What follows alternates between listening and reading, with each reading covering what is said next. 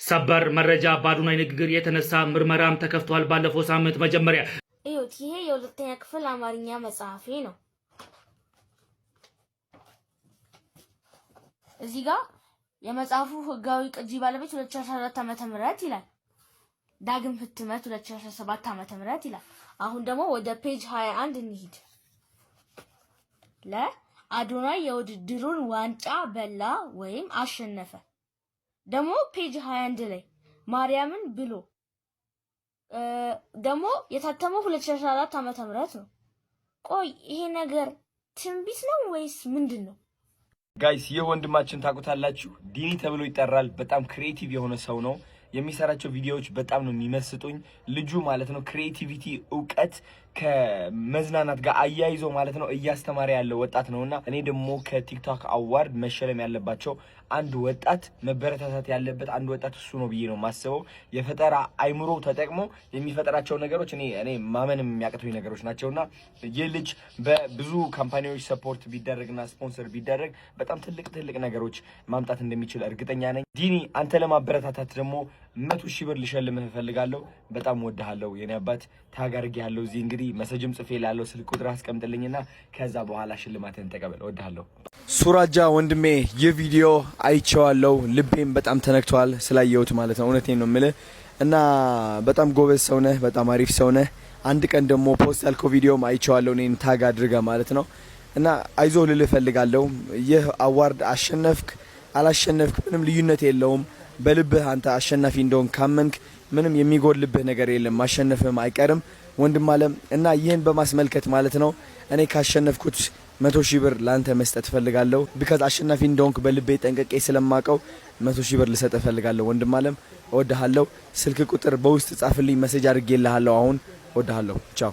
ቆይ የሞቱት ሰዎች ከኛ የተሻለ ኑሮ እየኖሩ ቢሆንስ? ኦፍ ኮርስ የሞቱ ሰዎች ከኛ በላይ የሚያምር ህይወት እየኖሩ ነው ያሉት። እናት አንቺ ግን መሞት የለብሽም፣ ህይወትሽን ማጥፋት የለብሽም። የድሮ ማንነትሽ ነው መሞት ያለበት። አንቺን የማይጠቅምሽ የሚፈራው የሚያፍረው ከሰው በታች ነኝ ብሎ የሚያምነው ማንነትሽ ዝቅ የሚለው ማንነትሽ እሱ ማንነትሽ ከሞተ አንቺ የምትፈልጊውን ህይወት መኖር ትችያለሽ የኔ እናት። መርጠሽ ማለት ነው መርጠሽ የፈለግሽውን ህይወት ምርጥ ታረጊና ይህ ህይወት ይገባኛል ትያለሽ። በድፍረት ተነስተሽ ሰግጠሽ ሰርተሽ እውን ታደርጊዋለሽ። ግን የፍርሃት ማንነትሽ መግደል አለብሽ። ሰዎች የማስደሰት ማንነትሽ ማጥፋት አለብሽ። መሞት ማለት ይህ ነው እንግዲህ። ህይወትሽን ለማጥፋት ግን እንዳትሞክሪ የኔ እናት እንዳትሞክሪ። እግዚአብሔርን ነው የምልሽ። እኔ ምርጫ ቀርቦልኛል።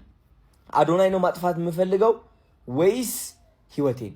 አይ ቲንክ የድሮ አዶናይ ነው ማጥፋት የምፈልገው ነኝ። ስለዚህ የድሮ አዶናይን አጠፋሁት፣ አዲሱ አዶናይን ገነባሁት፣ አዲስ ህይወት መጣልኝ ማለት ነው። እቺ ህይወት የምትኖሪያት በእምነትሽና በማንነትሽ እንጂ በሰራሹ ብቻ አይደለም። ስለዚህ መጀመሪያ እምነትሽና ማንነትሽን አስተካኪ።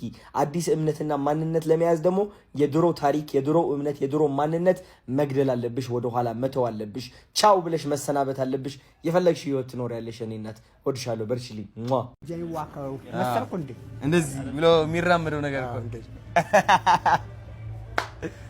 በቃ ያምራል። ወዳችሁታል? በጣም እንዴት አባቱ። ጫማውም አሪፍ ነው።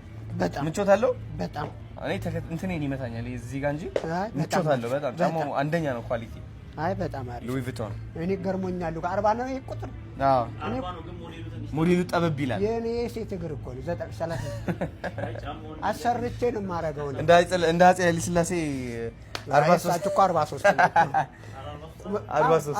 ይሄን ያክል ማለት እኮ ነው እግራቸው። ይሄን ያክላል ማለት እኮ ነው። አይ ቁመታቸው ነው ወሰደው እኮ ጫማው ነው።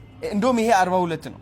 እዚህ ጋር ናቸው እነሱ። እዚህ ነው አላየም ፎቶግራፍ ላይ የሚቀድመው ቁመታቸው ወሰደው። አረ ሌላ ምን ይመቾታል ጋሽ ሰለሞን?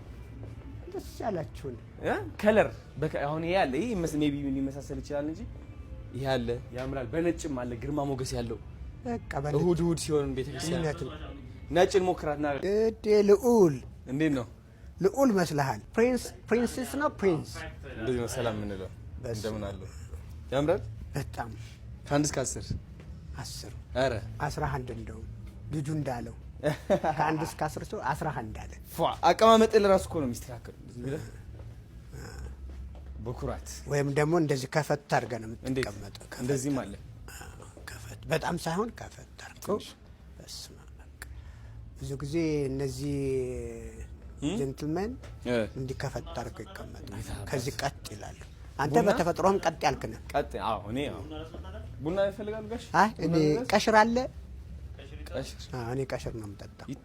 ሰበር መረጃ በአዶናይ ንግግር የተነሳ ምርመራም ተከፍቷል። ባለፈው ሳምንት መጀመሪያ በኢፌዴሪ አየር ኃይል ቅጥር ግቢ ውስጥ ተገኝቶ ለሰራዊት አባላት የማነቃቂያ ንግግር ማድረጉን ተከትሎ ግለሰቡን ወደ ከፍተኛ ጥበቃ ያስገቡት የሰራዊት አባላት ላይ ምርመራ መጀመሩን የደረሰኝ መረጃ ያመለክታል ሲል ዛበሻ ይፋም አድርጓል። ቲክቶከሩ ንግግር ሲያደርግ የሚያሳየው ቪዲዮ በራሱ ቲክቶክ ገጽ ላይ መልቀቁ ይታወሳል ያለ ሲሆን ይህ ክስተት በማህበራዊ ሚዲያ ላይ ከተሰራጨና ከፍተኛ ጥያቄዎችን ካስነሳ በኋላ ቪዲዮውን ጨምሮ ከጉዳዩ ጋር ተያያዥነት ያላቸው ጽሁፎች ግለሰቡ ማህበራዊ ሚዲያ ገጾች ላይ እንዲነሱ መረጉን የደረሰኝ መረጃ ያመለክታል ሲል ዛበሻ ይፋ ያደረገ ሲሆን ዛሬ ደግሞ ይፋ ባደረገው መረጃ በአዶናይ ንግግር የተነሳ ምርመራ መከፈቱንም ይፋም አድርጓል። በዚህ ጉዳይ ላይ ተጨማሪ መረጃ የሚሰማም ከሆነ የማሳውቂያችሁ ይሆናል። ለፈጣንና ለእውነተኛ መረጃ ፎሎ ማድረግም አይረሳ።